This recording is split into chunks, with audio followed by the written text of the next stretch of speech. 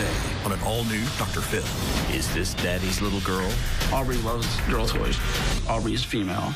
Or mama's little boy? He didn't want to wear dresses. Aubrey's boy. The child was born intersex. They're raising Aubrey as both a boy and a girl. What do you want to be? Do you want to be a girl? It's heartbreaking to see Aubrey like that. What's heartbreaking to me is you're interrogating a 4-year-old. Let's do it. Have a good show, everybody. Here we go. This is a safe place to talk about hard things. Stand by. We'll count you down. Try to be an emotional compass and point you in the right direction. 5, 4. I am not giving up on you.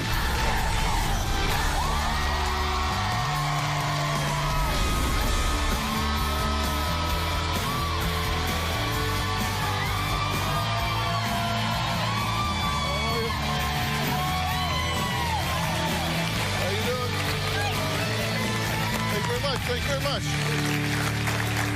Well, the usual question after hearing a woman is pregnant is, are you having a boy or a girl?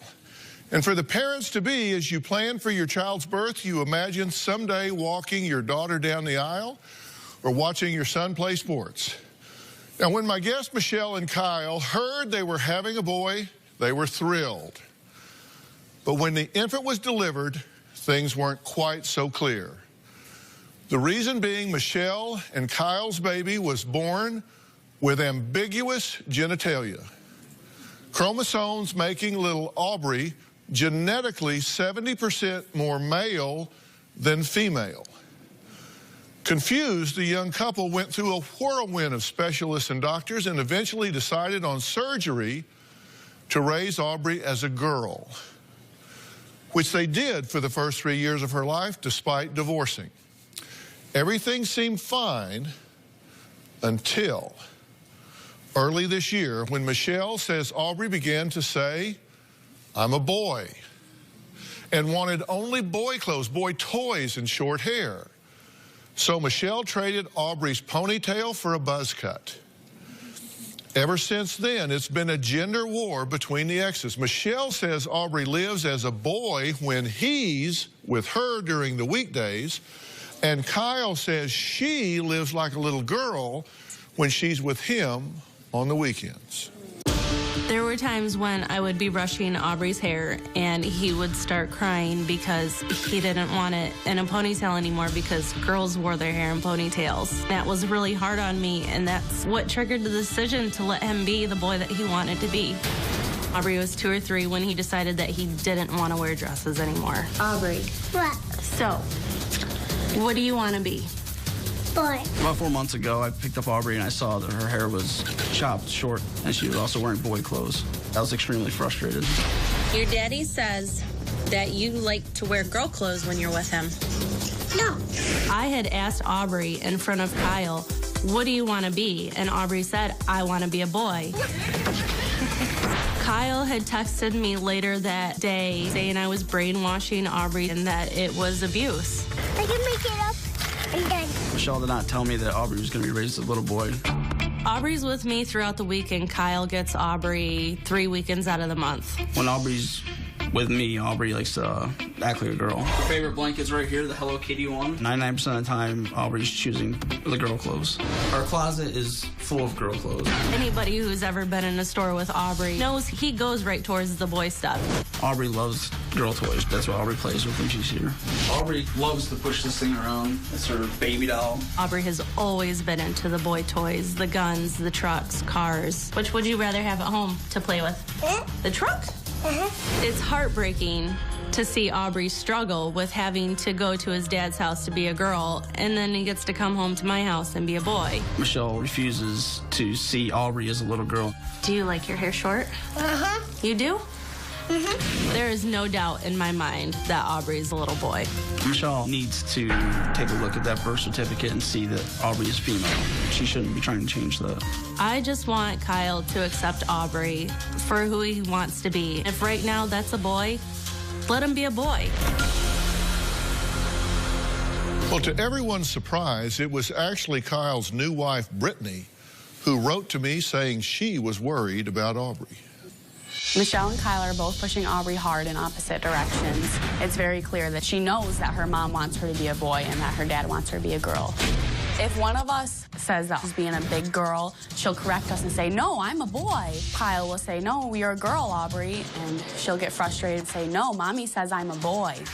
Aubrey leans towards being a boy. Since the day I met her, she would only play with boy toys. These are Aubrey's swords. She likes playing like a boy, playing it rough. Really getting it and digging at the ground. I've known her since she was 2, and I've never seen her touch a baby doll. Sometimes when Kyle tries to put girl clothes on Aubrey, she'll get really upset and scream and fight it. But other times, like when Kyle gives her a choice, she will pick girl clothes out. I've heard Aubrey say that her mommy will be mad if she comes back wearing her girl clothes.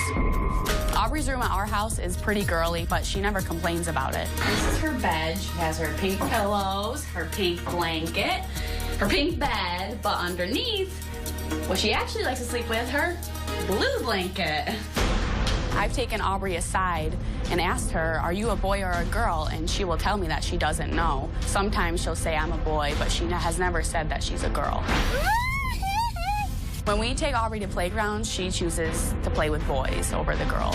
She definitely plays like one of the boys. She's very rough and tough. Kyle's a little bit closed-minded when it comes to Aubrey being a boy. He knows her as daddy's girl, so it's hard pill to swallow. As Aubrey gets older, she's going to start feeling worse about herself, trying to please both parents. Why are you so confident that this child wants to be a little girl? I'm confident. I'm not saying that Aubrey will want to be a 100% female. I'm confident that Aubrey chooses between male and female, but she's afraid to be a female at my house if she wants to be. Because she has told me many times before that if she wanted to be a girl, her mommy would be mad.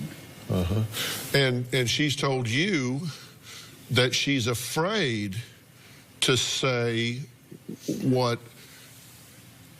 the desire is around father. Right. Daddy doesn't want him to be a little boy. Because Daddy wants a little girl. Right. Okay, is that true? Yes. You do want a little girl? Yes, I do. I've always wanted Aubrey to be a female. What is it that messages you, tells you that Aubrey wants to be a little girl when she's with you? Because Aubrey likes to do things with female clothes. Aubrey has played with dolls. Aubrey's favorite blanket is a Hello Kitty blanket. I've tried giving her the Mario one. She chooses female things. You know, she chooses a lot of female things, just like she probably chooses a lot of male things at her mother's house. Okay, and Aubrey is how old now? 4. Have you programmed her as a little girl? I don't mean that in some kind of evil brainwashing way. Right. I've basically bought Aubrey many female things. I've let Aubrey, when we go to the store, Aubrey can choose whatever Aubrey wants, and that's what Aubrey gets. So if Aubrey chooses a boy toy, then she chooses, and I'll buy her a boy toy. If she likes video games, I'll buy her video games. Okay, and you don't believe that? No. What do you believe? I believe that he gets Aubrey girl stuff. I mean, Hello Kitty's on the bed, right? Yeah, and she sleeps with that. She chooses that. She's had it since she was 2, so I think it's like a comfort blanket. Okay, well, what's under that? That is her Mario Brothers blanket that Brittany had bought her. Because Aubrey, she's really obsessed with the Mario Brothers. But that's a pink bed. Right. And pink covers, and pink pillow shams, and pink blankets. That's a little girl's bed, right? Right. That's a societally defined little girl's bed. I'm not saying that's wrong. I'm just saying it, but that's what it is. And Michelle says Aubrey cried often about long hair after the bath, and you say you were heartbroken and you just couldn't ignore that. It tears me up, because just to hear the pain in her cry when I would brush her hair because she didn't want a ponytail, because girls wear ponytails. And I tried showing her pictures of little boys with ponytails too. You know, I'm like, boys can wear ponytails, it's okay. Yeah. He didn't care. He wanted his hair cut, and that was really the breaking point for me. I was like, I can't do it anymore. I can't put him through that pain. And did you discuss that? I didn't even think twice about it. Honestly, I didn't care what Kyle would think about it, because I knew Aubrey would be happy. All right, we're going to take a break. Up next, Kyle's new wife, Brittany, reached out to me for help. How she found out about Aubrey's condition may surprise you.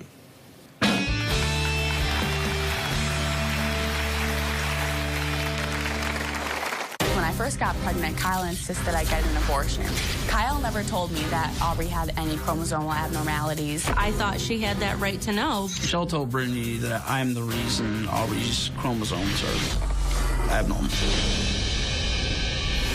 And later, why do you have a problem with them talking? It's annoying to me. I just feel like it's these two. Brittany's the dad, Michelle's the mom. They're involved. Tomorrow on an all-new Dr. Phil.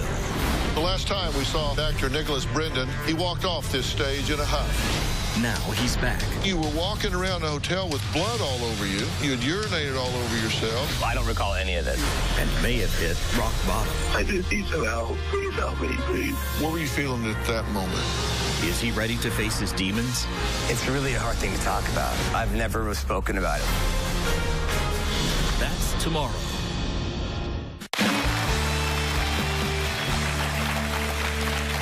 Brittany says her husband Kyle never mentioned that his child Aubrey from his previous marriage was born intersex. Brittany says she found out during her own pregnancy when she got a call from Michelle. Kyle never told me that Aubrey had any chromosomal abnormalities. I didn't know anything was wrong with her. Well, I got pregnant, and he still didn't tell me, even when my doctor asked about any history. When I found out Brittany was pregnant, I got in touch with her to let her know about Aubrey. I thought she had that right to know because there was a possibility that this could happen to her child as well. I definitely didn't trust that Kyle would give her the facts about what was going on. I had to confront Kyle about it. Michelle told Brittany that I'm the reason Aubrey's chromosomes are abnormal. He was very upset that I brought it up. He said that there's nothing wrong with Aubrey. She's perfectly fine. I believe Michelle was starting problems between Brittany and I because she was jealous Brittany was pregnant. One thing that really upset me was when I first got pregnant, Kyle insisted I get an abortion. He said it was because we weren't at a good place, but I think deep down he didn't want this to happen again. What happened with Aubrey was not my fault. Okay, what was your reaction to all of this? I freaked out because I had no idea. And then she told me, and my jaw just dropped to the floor. Did you think he lied to you by omission? Yeah, he just didn't want to tell me. Yeah. Why did you not tell her?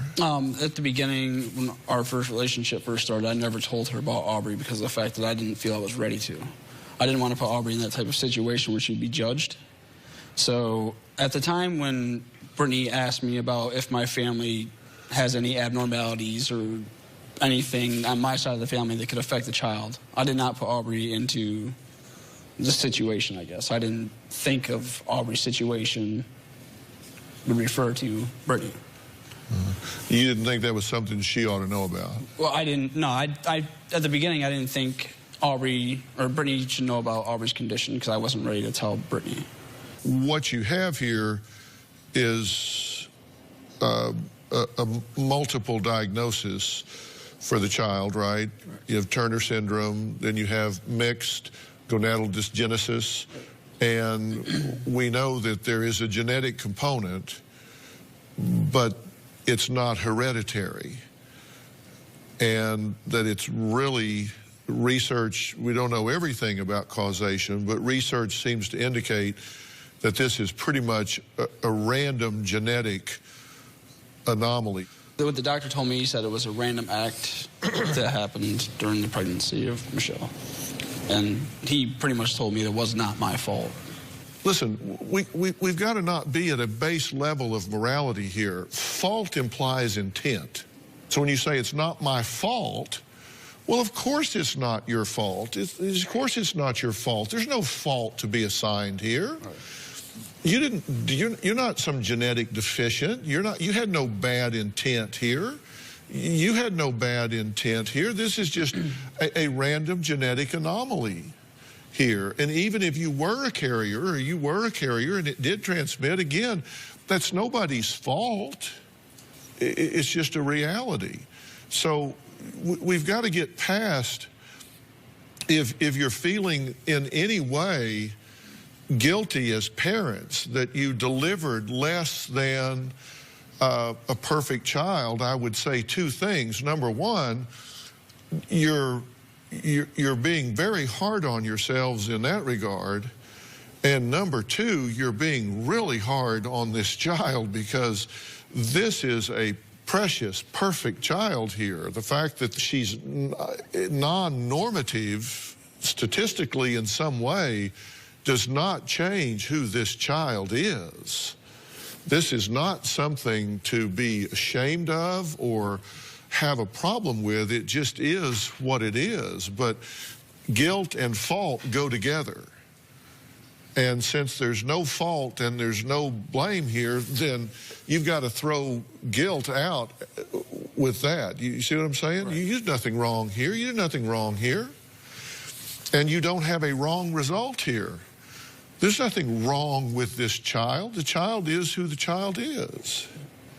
Do you think you love this child any less because the child has some ambiguity of genitalia? Absolutely not. No way. Does that make this child any less lovable? No.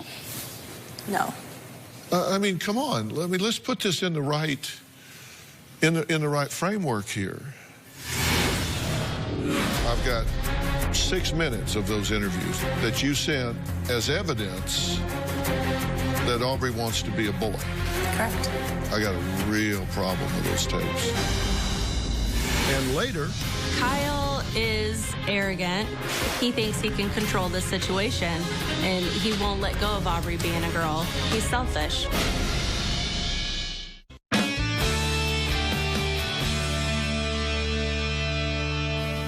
I feel like you're saying things to the child now that are creating some pressure. And here's what I've said in terms of boy message. This is a message from Michelle to Brittany, March 13th of this year. Michelle, does Aubrey ever say she is a boy to you guys? I know when she is with me, she says she's a boy quite a bit. We don't refer to her as a girl or a boy because she usually corrects us. Brittany, she did once, and Kyle's like, no, you're a girl.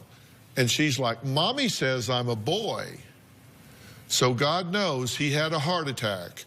But for the most part, she says she's a girl over here because he drills it into her head. Now, that tells me that you have a belief, that you believe that this is a little girl, and so you're trying to present that world consistently. You're a little girl, you're a little girl, you're a little girl. Is that true? I believe Aubrey is who Aubrey wants to be. But that's not what you say is happening. Well, this was back in March. He's literally done a 180 since then. Well, here's one in August. This is a message from Michelle to Brittany, August 3rd.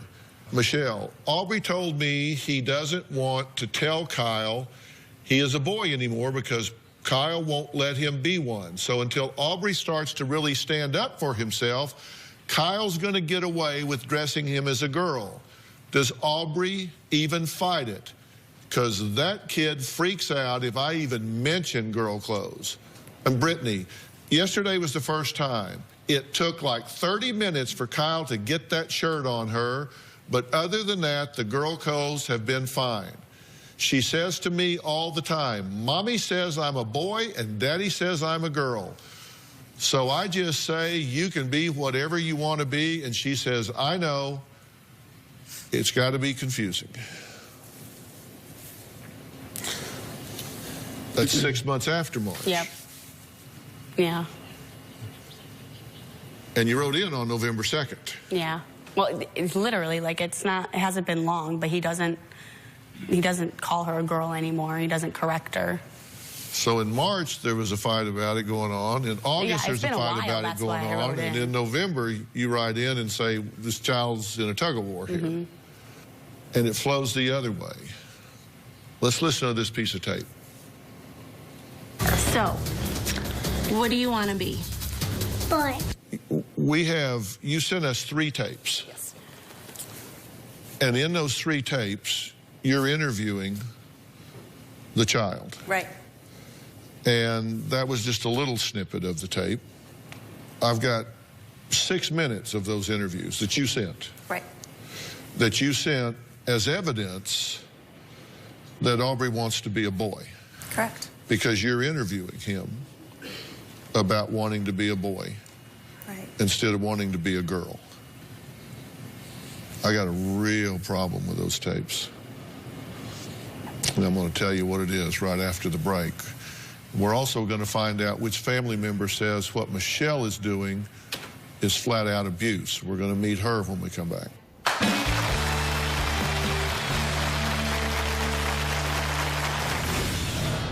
Out of the blue, I got a message from my ex-mother-in-law asking me what the I did to her granddaughter. It totally caught me off guard. I haven't spoken to her in almost 4 years. Oh, this lady. Closed captioning provided by... It's just a cough. If you could see your cough, you'd see just how far it can spread. Robitussin DM Max soothes your throat and delivers fast, powerful cough relief. Robitussin DM Max, because it's never just a cough. I tried Depend last weekend. It really made the difference between a morning around the house and getting a little exercise. Only Depend underwear has new Confidence Core technology for fast absorption and the smooth, comfortable fit of FitFlex protection. Get a coupon at Depend.com.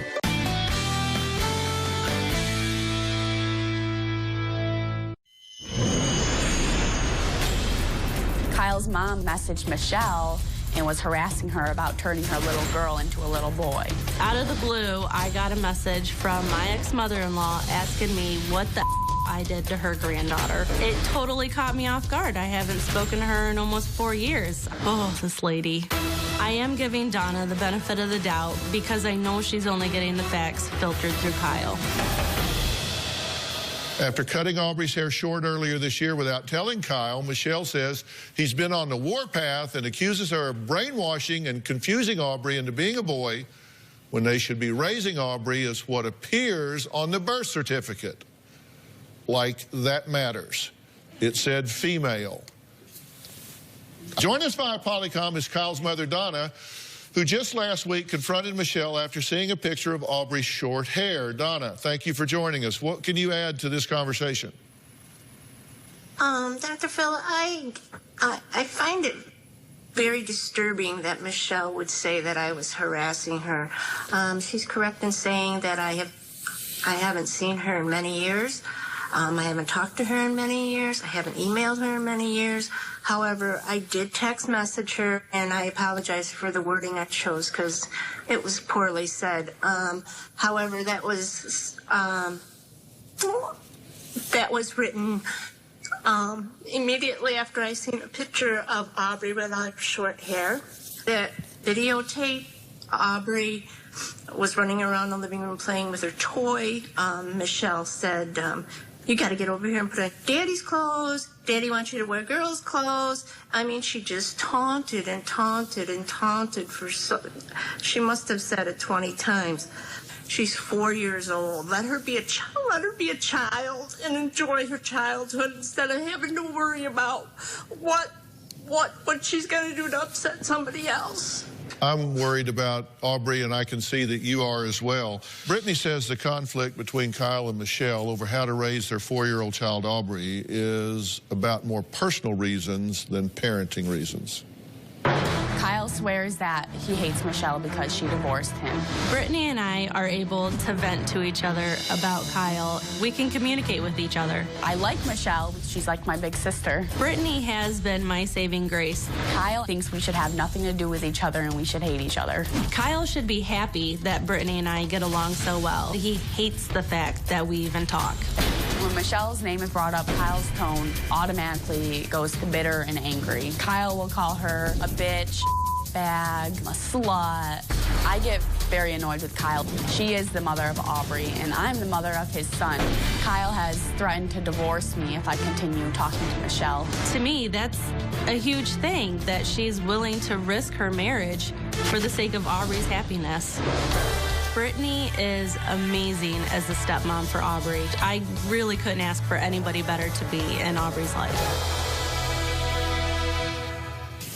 Why do you have a problem with them talking? I just feel like there's mixed information being passed behind my back that I'm not being involved in. That has to do with my daughter. This seems like a really good thing in the co-parenting world. Right. You've got these two that actually are advocating for the child together, and they get along and they like each other. But when I'm not involved with with Aubrey, but like what goes on at Michelle's house, I'm never involved in. It's Right. these two. Brittany's the dad, Michelle's the mom. They're involved. I'm always never involved in Aubrey's life at Michelle's house. So I'm with a haircut, Aubrey being changed to a boy, everything that happened to my daughter, I was not involved in. Not one thing. These two knew everything about what was going on, but I was the father on the outside that didn't know anything. Yeah, well, maybe you could plug him in a little more or something. Well, the reason I don't say anything is because he gets so mad, so I just don't even bother. Yeah, what threatened you about that? It's annoying to me to know that I don't ever receive any information for the past however many months this has been going on. I've not been included in anything. Well, maybe we could negotiate that a bit where you copied both of them on something and you downloaded him more on what you learned, and you didn't react by threatening to divorce her if she's talking to the mother of your child. Even though you said he's made a 180-degree flip, you just said, I resented her switching him to a boy. Correct. Hold that thought. I said I had a problem with those tapes. Yes. Listen to a minute of this and you'll see why. What are you right now? You're a girl? Do you want to be a girl? No. No? What do you want to be? You want to be a boy? You could tell your daddy you want to be a boy. Daddy won't let you be a boy? No. Did you tell him you want to be a boy? You got to tell him you want to be a boy. Do you want to wear boy shirts? Yeah. Yeah, you wanted to wear boy shirts? Yeah. But Daddy made you wear a girl shirt? Your daddy says that you like to wear girl clothes when you're with him. No. You don't like to? No. But your daddy says that you like to wear these girl clothes. No. Come here. Come here. I'm not done. No. I know you're saying no, but come here. I want to talk to you. What do you think about that? I think it was just my proof that for Kyle that Aubrey wants to be a boy, and he sends Aubrey home in those girl clothes, and it's heartbreaking to see Aubrey like that. Well, you know what's heartbreaking to me? Interrogating Aubrey. What's heartbreaking to me is that I thought you're about that with the last interrogating one. and hotboxing a 4-year-old. You're saying, do you want to be a boy? You understand, that's a higher order cognitive level of thinking. Do you want to be a boy? And all that that entails. What do you think a 4-year-old understands about what that entails? Does it entail going to prom? Does it entail... What, I mean... He totally doesn't get that yet. I mean, you're asking questions to serve your agenda because you have a belief that that child wants to be a boy, just like you have a belief that child wants to be a girl. Do you think that she understands everything that means? No. Up next, Michelle and Kyle both blame each other for coaching and confusing Aubrey, and they're both guilty. Can Aubrey decide a gender to live at 4 years old? Is that possible? What should happen here? If the parent's not going to be the guide, then what does happen? Well, there is an answer. We'll be right back. Tomorrow on an all-new Dr. Phil. The last time he walked off in a huff. Actor Nicholas Brendan is back. It was reported that you tried to kill yourself. How bad has it gotten? That's tomorrow. Kyle is arrogant. He thinks he can control this situation, and he won't let go of Aubrey being a girl. He's selfish. I think it's going to embarrass him to try and explain to family and friends that his little girl is now transitioned to be a boy. Kyle has told me that he would want to take Aubrey from me. It'll never happen. Michelle and her ex-husband, Kyle, are currently raising their 4-year-old child, Aubrey, as both a boy and a girl. Can you imagine? You're 4 years old, and one day you're being raised as a boy, another day you're being raised as a girl. Can you imagine the identity crisis, the confusion that you would go through if you're trying to define yourself at 4 years old and find your place in the world? To Michelle, Aubrey is he. To Kyle, Aubrey is she. I want to add someone to the conversation, Dr. Georgianne Davis. She's assistant professor of sociology at the University of Nevada, Las Vegas, and she's president of the largest support group for intersex adults, youth, and families in the entire world. Doctor, thank you for joining us. I think I'm dealing with two parents that are kind of running their own ego-fueled agendas here, I fear at the expense of a child that needs to find their own way, but I want to hear what you think about this situation. Absolutely. Thank you for having me.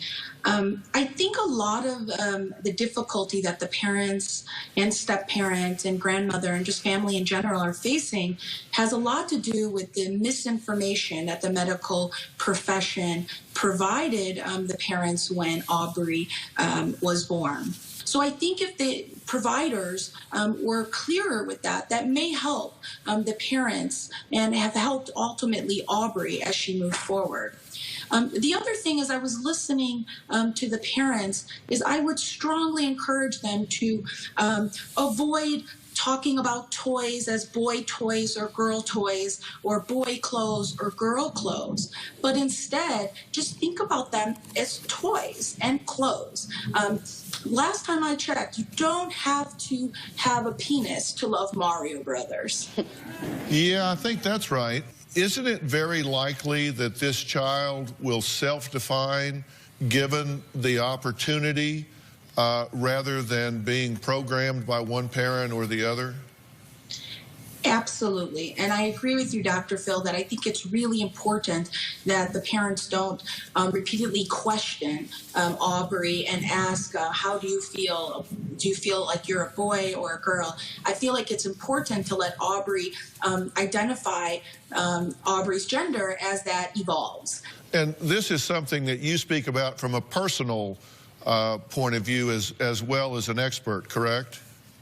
Absolutely. So I have an intersex trait. I have a complete androgen insensitivity syndrome, meaning I was born with XY chromosomes that was not discovered until I was in about teenage years of my life, where I wasn't beginning to menstruate. And then upon further examination, it was discovered that I had internal testes and I didn't have a uterus. So I was like many intersex people I know, I was confused about why I wasn't told the real diagnosis. So that would be another bit of advice I have for the parents, is to make sure they're being open and honest with their child, because that can cause a lot of shame. Doctor, thank you very much for joining us today. So what is the answer here? We'll talk about that when we come back.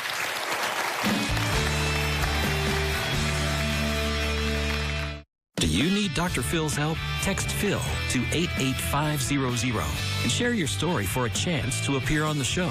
Standard message and data rates may apply. We have a lot of fun here in the studio audience. If you're going to be in the Los Angeles area and you would like free tickets, go to drphil.com and click Be in the Audience, or you can call 323-461-PHIL. That's 323-461-7445.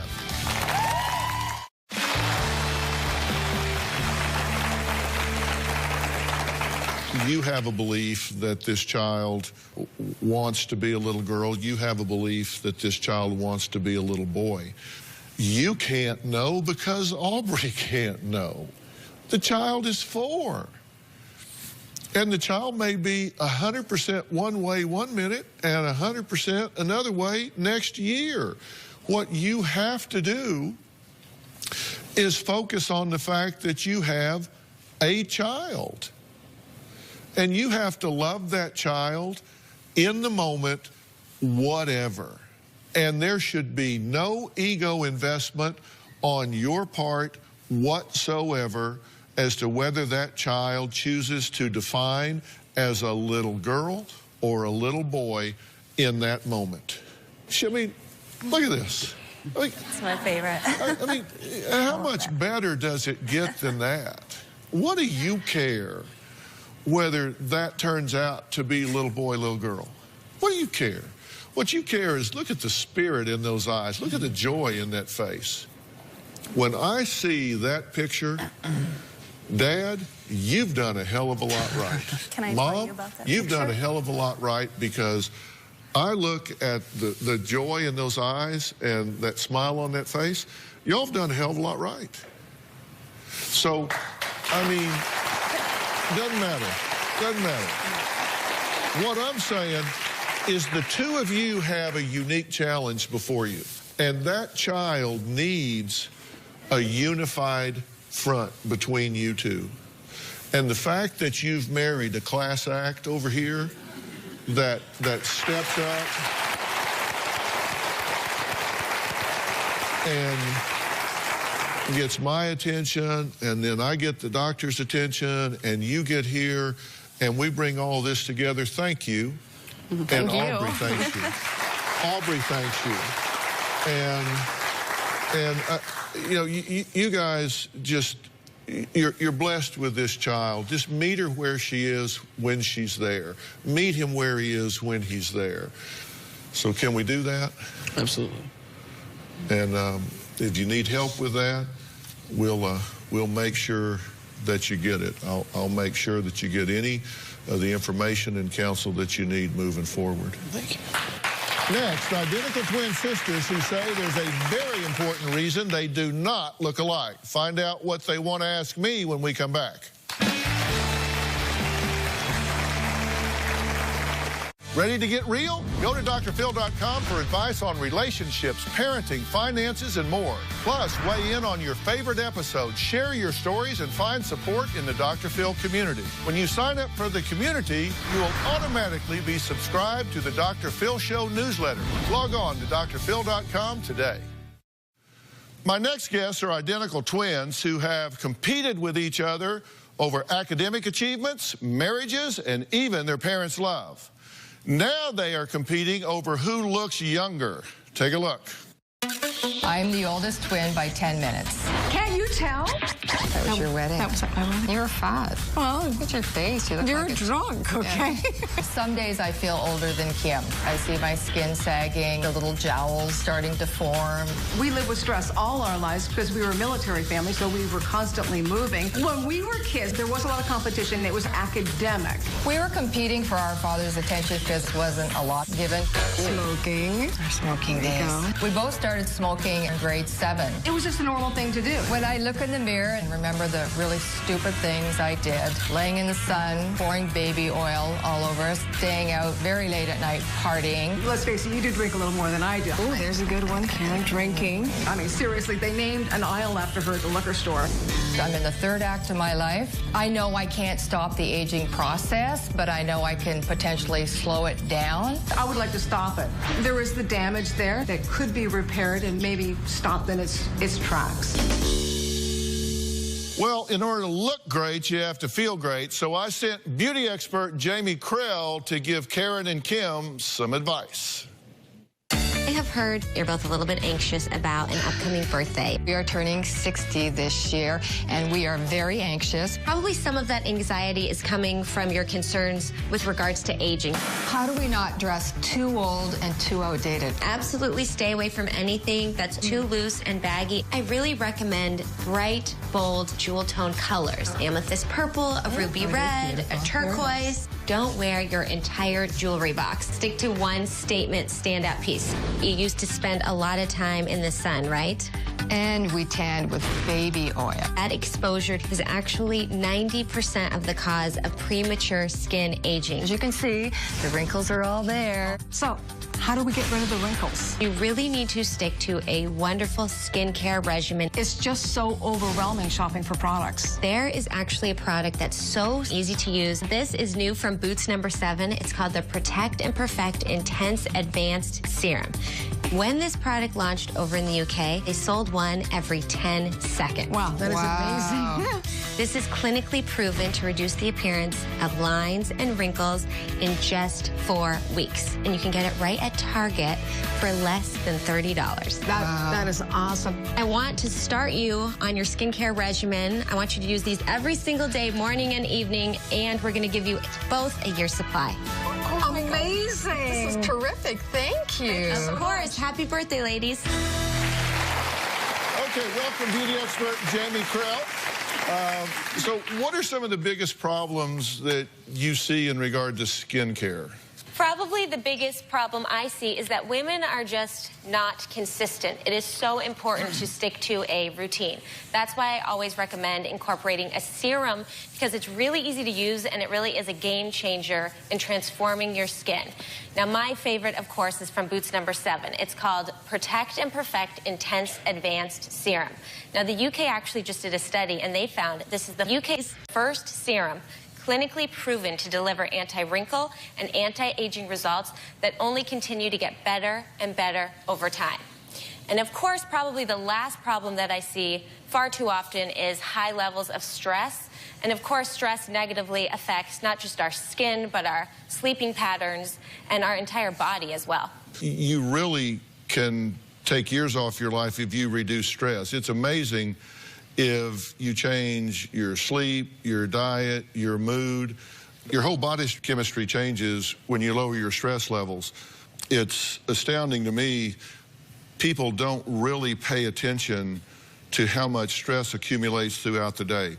And diseases are associated with it, hypertension, heart disease. I mean, all kinds of things trigger up for stress. So there's absolutely should be no surprise that it manifests in our appearance. I mean, the fact that we're all scrunched up and everything has an effect. So how are these tips working out for Karen and Kim? How are you guys doing? Well, we're feeling very inspired and we're wearing bright colors. Yeah. And last night we got a ton of sleep. And we are so ready to celebrate our 60th birthday. Yeah. Yeah. Well, we want everyone here to feel inspired, too, so the whole audience is going home with Boots Serum today, okay?